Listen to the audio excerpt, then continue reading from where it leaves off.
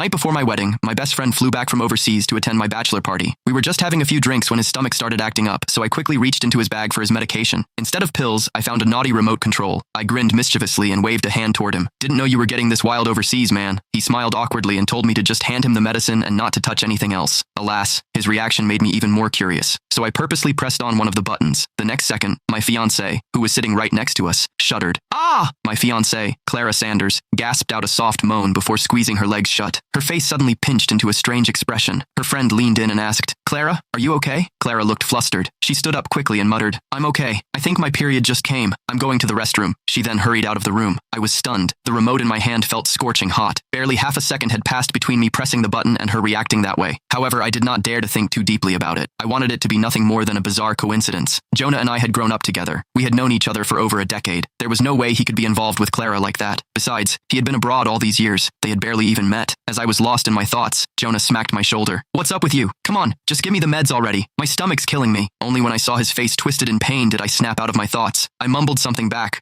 found the medication, and handed it to him. I could not bring myself to ask what I really wanted to because the party was full of people I knew. If it were just a misunderstanding, not only would it ruin the friendship I had built with Jonah over the past decade, but I would also embarrass Clara in front of everyone. Jonah looked much better after he took his medication. I raised my glass and clinked it against his. I tried to sound casual as I said, "Jonah, you got yourself a girl and didn't even tell me? Am I not your best friend anymore?" Jonah froze for a second, then laughed and shook his head. "What are you talking about? You know me. No strings attached. I'm not one to settle." He reached over and took the remote back, as if he could tell what I was thinking. "This thing? It belongs to a flight attendant I met on the plane." He rubbed his hands together, lowering his voice but failing to hide the smugness. "I mean, it was a 12-hour flight. I had to find a way to entertain myself, you know? She was down for it and even made the first move. Who was I to say no? I must have tossed it in my bag before landing and forgot about it." The whole group of friends burst into laughter at his confession. "Man, you really have been abroad too long. Even on a plane, you don't miss a beat. Just don't let her run you dry." The banter sent the energy through the roof again. I managed to smirk, but something felt off. Soon Clara returned to the room. She sat back down beside me, perfectly composed. It was like that little moment earlier had never happened. Someone suggested we switch venues. They were tired of the same old drinking games. Everyone agreed, and I was not about to kill the mood. Before we left, I ducked into the restroom, but once I reached the door, I swerved and slipped into the women's restroom. Luckily, no one was in there. Clara wore a skirt with no pockets today and had not brought a bag. Before she went into the restroom, she borrowed a pad from her friend. If my suspicions were correct, there was no way she could have kept that thing on her, which meant that it could only be in the trash bin. I held my breath and walked quickly to the trash bin. I crouched down and was just about to dig through it when someone tapped me on the shoulder. "What are you doing in here?" I turned and saw it was Jonah. Cold sweat broke out on my skin. He frowned and asked, "Dylan, why are you in the women's restroom? If someone catches you, they're going to think you're some kind of pervert." My face flushed red as I scrambled for an excuse. "I just had too much to drink and got a little tipsy. I must have walked into the wrong restroom by accident." After I said that, his smile faded. He stared at me and said in a low voice,